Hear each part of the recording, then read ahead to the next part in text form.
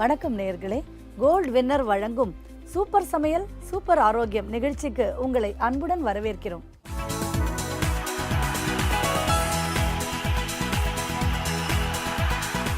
இன்னைக்கு நம்ம ஷோக்கு மிகவும் புகழ் வாய்ந்த சீனியர் நியூரோலஜிஸ்ட் டாக்டர் நாகராஜன் அவர்கள் வந்திருக்காங்க. அவர்கிட்ட நம்மளுடைய பல சந்தேகங்களை கேட்டு தெளிவு பெறலாமா? வாங்க நிகழ்ச்சிக்கு போகலாம். வணக்கம் டாக்டர். டாக்டர், இப்போது யாரை கேட்டாலும் ஒரு காமனாக எப்படி தலைவலி அப்படின்றது ஒரு காமன் எயில்மெண்ட்டோ, இதுக்கு நெஞ்சு எரியுது, என்ன சாப்பிட்டேன்னு தெரியல, நீ ராத்திரி ஏதோ ஒன்று தப்பாக சாப்பிட்ருக்க, அதுதான் நெஞ்சு எரியுது, ஹார்ட் பர்ன், இது வந்து ஒரு என்ன கேட்டால் 100க்கு 100 பேருக்குமே இது வரக்கூடிய ஒரு உடம்பு. இதை பற்றி நிறைய பேருக்கு தெரியல, என்னன்னு தெரியல, ஆனால் எல்லாரும் சொல்லுவோம் ஹார்ட் பர்ன் சொல்லுவோம், நெஞ்சு எரியுதுன்னு சொல்லுவோம். என்னது டாக்டர்? நெஞ்சரிக்கிறது, அவன் இப்போ பார்த்து நெஞ்சரிக்கிறதுன்னு சொல்கிற மாதிரி இருக்கு. ரொம்ப காமன் எப்படின்னு கேட்டிங்கன்னாக்கா, டாக்டர்ஸ் ப்ராக்டிஸில் ஆல்மோஸ்ட் ஒரு 100 பேர் உட்காந்துருந்தாங்கன்னு வச்சுங்க, நமக்கு 70 பேர் சொல்லுவாங்க நெஞ்சு பிடிச்சிருக்கு, கேஸ் ஃபார்ம் ஆகிருக்கு, ஏப்பம் வருது, இந்த மாதிரி டைஜஸ்டிவ் டைமாக உள்ள நிறைய ப்ராப்ளம்கள் சொல்லுவாங்க. இந்த நெஞ்சரிச்சல் ஏன் வருதுன்னு கேட்டிங்கனாக்கா, நம்ம சாப்பாடு சாப்பிட்டோம்னா டக்குன்னு நம்ம இறைப்பையில் வந்து இந்த சாப்பாடு வந்துருச்சுடா, அதை இம்மிடியேட்டாக அதை ஜெரிக்க வைக்கணும் அப்படிங்கிறதுக்கு ஆசிட் செக்ரேஷன் நிறைய இருக்கும். HCl என்று சொல்லக்கூடிய ஹைட்ரோக்ளோரிக் ஆசிட் நிறைய வரும். அதில் ஹைட்ரோக்ளோரிக் ஆசிட் வந்து நீ கேட்டிங்கன்னாக்கா, நம்ம கெமிஸ்ட்ரிக்காரங்கன்னா சொல்லுவாங்க பவர்ஃபுல் ஆசிட்னு சொல்லுவாங்க. அது வந்து ஹைட்ரோக்ளோரிக் ஆசிடும் நைட்ரிக் ஆசிடும் கலந்துட்டாக்க தங்கத்தையே கரைக்கும். தங்கத்தை எதுவுமே கரைக்காது, ரொம்ப ஸ்ட்ராங் வந்து ஸ்ட்ராங் ஆசிட் சொல்லுவாங்க. ஏன்னா அதனோட அயனைசேஷன் ரொம்ப ஹெவி. அந்த HClங்கிறது வந்து அயனைசேஷன் கெமிஸ்ட்ரியில் சொல்லுவாங்க. அந்த அயனைசேஷன் வந்து ரொம்ப ஹெவி, ஃபுல்லாக, அதாவது ஒரு 100 மில்லிகிராம் இருந்ததுன்னா 100 ஆக்ஷன் இருக்கும். மற்ற ஆசிட் எல்லாம் வந்து ஒரு 50 இருக்கும், இது இருக்கும், அந்த மாதிரி 100 out of 100 வரும்.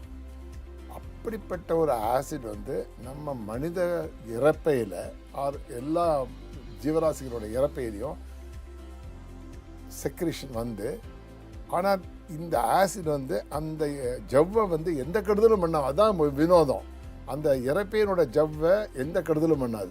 ஆனால் அதில் இருக்கிற ஃபுட்டு வருது பார்த்திங்களா, சாப்பிட்ற சாப்பாடு, அது மேலே கொட்டி அதை அப்படியே கிட்டச்சு அதை கெமிக்கலெல்லாம் மாற்றி என்னென்ன விதத்தில் அது வந்து நம்ம உடம்புக்கு நல்லதோ அந்த அளவுக்கு அதை மாற்றி விட்டுரும்.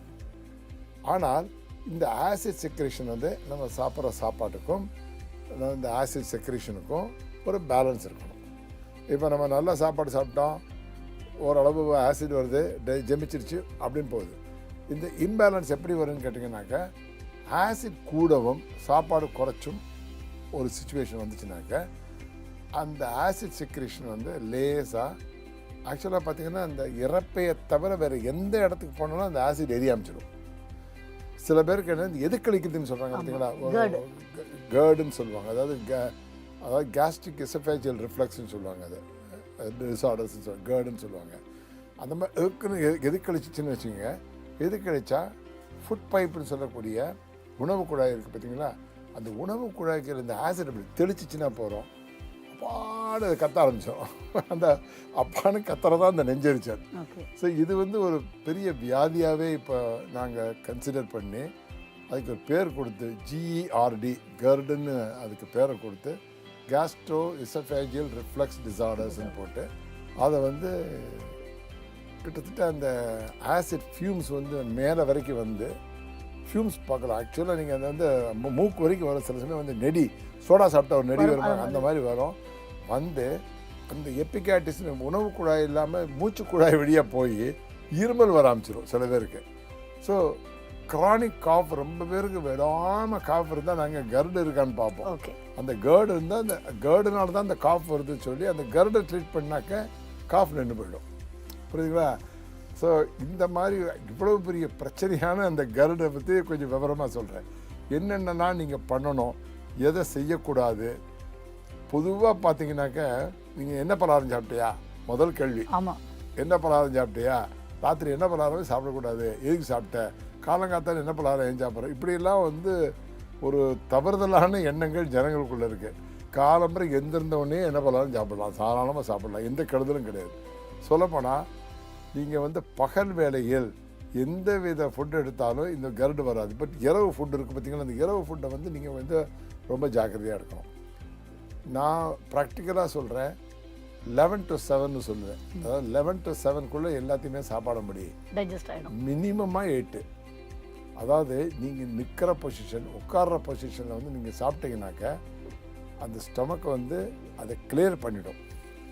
நீங்கள் சாப்பிட்ட உடனே படுக்கைக்கு போகக்கூடாது, ரொம்ப இம்பார்ட்டன்ட். ரெண்டாவது வந்து காரம் சாப்பிட்டா வருதுதான்னு சொல்லுவாங்க. ரொம்ப காரத்தை சாப்பிட்ற நீ ரொம்ப காரம் சாப்பிட்டால் வந்து வருதுன்னு சொல்லுவாங்க. காரத்துக்கும் இந்த எதுக்களிக்கிறதுக்கும் சம்மந்தமே கிடையாது. சொல்லப்போனால் அல்சர் இருக்கிறவங்க காரம் சாப்பிட்டாக்க வலி வரும், ஆனால் காரம் வந்து அல்சரை உண்டாக்காது. புரிஞ்சுக்கங்க நல்லா. அந்த அல்சரை உண்டாக்குறதுக்கு ஒரு கிருமியால் தான் அல்சர் வருது. ஹீலோ பாக்டீரியான்னு சொல்லி ஒரு பாக்டீரியாவால் தான் அந்த அல்சர் வருது ஒழிஞ்சு காரத்தினால வரதில்லை. புளி ஜாஸ்தி சாப்பிட்டா வருதுன்னு சொல்லுவாங்க, அந்த புளியினால கிடையாது. எல்லாமே நம்ம பேலன்ஸ்டாக சாப்பிட்டு ஒன்றுமே இல்லாமல் ரொம்ப பிளாண்டாக ஒன்றும் இல்லாமல் ஒரு பாலை குடிக்கிறாங்கன்னு வச்சுக்கோங்க, அந்த பாலை குடிக்கிறவங்க கூட கண்டிப்பாக இந்த கர்டு வரலாம். வேறு பால் புளிச்சிடும், உள்ளே போய் புளிச்சு ஆசிட் செக்ரேஷன் ஜாஸ்தி. ஆசிட் தான் காரணமே ஒழிஞ்சு நம்ம ஃபுட் ஹேபிட்ஸ்னால காரணம் இல்லை. ரெண்டாவது ஃபுட் ஹேபிட்ஸ் வந்து எப்படின்னு கேட்டிங்கனாக்கா, சீக்கிரமாக படுக்கக்கூடாது, அதை கிராவிட்டியில் மேலே வரக்கூடாது. அந்த கிராவிட்டி தான் இம்பார்ட்டன்ட். தலைகளாக அதை படுத்துக்கிட்டு இருக்குது, இல்லைன்னா படுத்துக்கிட்டே சில பேர் சாப்பிடுவாங்க, படுத்துக்கிட்டு டிவி பார்த்துட்டு படுத்து பண்ணுவாங்க. அதெல்லாம் அவாய்ட் பண்ணணும்னு சொல்கிறேன். ஸோ இந்த கர்டுக்கு வெரி இம்பார்ட்டன்ட் காரணம் ஃபுட் ஹேபிட்ஸ் கிடையாது, பொசிஷனல். அதுக்கப்புறம் வந்து இந்த ஆசிட் செக்ரேஷன் ரொம்ப ஜாஸ்தி இருக்கக்கூடாது. யாராருக்கு இது ஆசிட் செக்ரேஷன் ஜாஸ்தி இருக்குதுன்னு கேட்டிங்கனாக்கா, மென்டல் ஸ்ட்ரெஸ். இந்த மென்டல் ஸ்ட்ரெஸ் ரொம்ப இருக்கிறவங்களுக்கு பார்த்து ஆக்சுவலாக கர்டுக்கு ட்ரீட்மெண்ட் வந்து நாங்கள் வந்து மென்டல் ஸ்ட்ரெஸ் இருக்கான்னு பார்த்து அந்த மென்டல் ஸ்ட்ரெஸ் ஆஃப் பண்ணுவோம். ரிலாக்ஸ் பண்ணிட்டாக்க இந்த ஆசிட் செக்ரேஷன் குறையும். ஏன்னா அந்த வேகஸ்னு ஒரு பர்டிகுலர் நர்வ் இருக்குது, அது மென்டல் ஸ்ட்ரெஸ்னால ஆசிடை ஓவராக செக்ரேட் பண்ண வைக்கும். அந்த ரொம்பவும் அதுக்கும் கண்ட்ரோல் இல்லைன்னாக்கா இப்போ புரோட்டான் பம்ப் இன்ஹிபிட்டர்ஸ்ன்னு நிறைய வந்திருக்கு, ரொம்ப காமனாக உள்ள இது. இந்த புரோட்டான் பம்ப் இன்ஹிபிட்டர்ஸ் கொடுத்தா இந்த ஆசிட் செக்ரேஷன் கொஞ்சம் குறையும். பட் அதெல்லாம் வந்து மாத்திரை சாப்பிட்றதுங்கிறது வந்து, நான் டாக்டராக இருந்தால் கூட மாத்திரை சாப்பிட்றதுனா ஒரு 10 நாளைக்கு சாப்பிட்லாம். ஏன்னா அந்த புரோட்டான் பம்ப் இன்ஹிபிட்டர்ஸ்லாம் நெடுநாளைக்கு சாப்பிட்டா கிட்னி டிசீஸ் வருதுன்னு சொல்கிறாங்க. ஸோ எந்த மாத்திரையுமே நெடுநாள் பழக்கமாக பண்ணாமல் அப்பப்போ மாற்றிக்கிட்டு அப்பப்போ சாப்பிடாமல் இருந்துட்டு நம்ம லைஃப் ஸ்டைல் மாடிஃபிகேஷன் இம்பார்ட்டன்ட். இந்த கர்டுக்கு very important is lifestyle modification. So அதை வந்து அவங்க பழகிக்கணும், கொஞ்சம் கொஞ்சமாக பழகணும். ஃபுட்டு வந்து கொஞ்சம் கொஞ்சமாக அடிக்கடி சாப்பிடணும். ஒரேடியாக வந்து லஞ்சுன்னு ஹெவியாக சாப்பிடக்கூடாது, அது ஒரு இம்பார்ட்டன்ட்டு. அது மாதிரி டின்னர்னு ஹெவியாக சாப்பிடக்கூடாது. டின்னர் வந்து ரொம்ப லைட்டாக இருக்கும், லஞ்ச் ஹெவியாக இருக்கும். ஏன்னா லஞ்ச் டயத்தில் நீங்கள் நடமாட்டிகிட்டு இருக்கீங்க, படுக்க மாட்டீங்க. சில பேர் லஞ்சுக்கு அப்புறம் ஒரு கொரட்டை விடுவாங்க, அதுவும் கூடாது. Nap is allowed. நேப்னா உட்காந்த மணிக்கு தூங்குறது, உட்காந்த மணிக்கு அசந்து தூங்குறது. சில பார்த்துருக்கேன், சில பேர் வந்து ரொம்ப உயர் அதிகாரிகள்லாம் பார்த்துருப்பாங்க, சாப்பிட்டோன்னா கொஞ்சம் நேரம் அசதியாக அப்படியே கண்ணை மூடிட்டு படுத்துட்டு இருப்பாங்க, உட்காந்துட்டு இருப்பாங்க. ஸோ அது அலவுடு. ஆனால் படுக்கையில் படுத்து சமமட்டமாக படுக்கிறது நிச்சயமாக அவாய்ட் பண்ணணும். பகல் நேரத்துலையும் அவாய்ட் பண்ணணும். ஸோ இந்த மாதிரி சில லைஃப் ஸ்டைல் மாடிஃபிகேஷன்லேயே இந்த கர்டும் நெஞ்சரிச்சலையும் நம்ம குணப்படுத்தலாம். டாக்டர், இதுக்கு மருந்து மாதிரி இருக்கா, இல்லை எப்படி டெஸ்ட் பண்ணி கண்டுபிடிப்பீங்க? இப்போ எனக்கு நெஞ்சரியுது அப்படின்னு நான் போய் டாக்டர் கிட்ட சொல்கிறேன், இப்போ இதுக்கு ஏதாவது இப்போ அல்சருக்கு எண்டோஸ்கோபி மாதிரி இதுக்கு ஏதாவது டெஸ்ட் இருக்கா டாக்டர்? எப்படி கண்டுபிடிப்பீங்க நிஜமாவே உங்களுக்கு கர்டு தான் இருக்குது? இதுக்கும் எண்டோஸ்கோபி தான். ஓகே, எண்டோஸ்கோபி இப்போ ஃபைபர் ஆப்டிக் எண்டோஸ்கோபி வந்துருச்சு.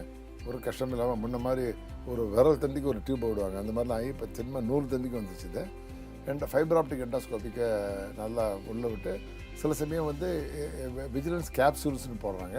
அது வந்து ஸ்டொமக்கில் இருக்க ஆசிடிட்டி, இன்டெஸ்டைனில் இருக்கிற ஆசிடிட்டி எல்லாத்தையுமே கால்குலேட் பண்ணி நமக்கு பின்னாடி கொடுத்துரும். அதை டாய்லெட்லேருந்து எடுத்து வந்து அவங்க வந்து என்ன பண்ணுவாங்க, அந்த கேப்சூல் எடுத்து அதில் உள்ள எலக்ட்ரானிக் சிப்ஸை வந்து அனலைஸ் பண்ணி என்னென்ன சேஞ்சஸ் குடலில் இருக்குங்கிறத ஃபுல்லாக கண்டுபிடிச்சிருவாங்க. அது ஒரு அது சில சமயம் வந்து அந்த கேப்சூல்லேருந்து ரிட்டன்ஷன் பண்ணி வயிற்றுக்குள்ளேயே வச்சுருந்து அந்த ஆசிட் பிஹெச் என்ன மாறுது. பிஹெச்ங்கிறது ஒரு ஆசிடோட அளவு.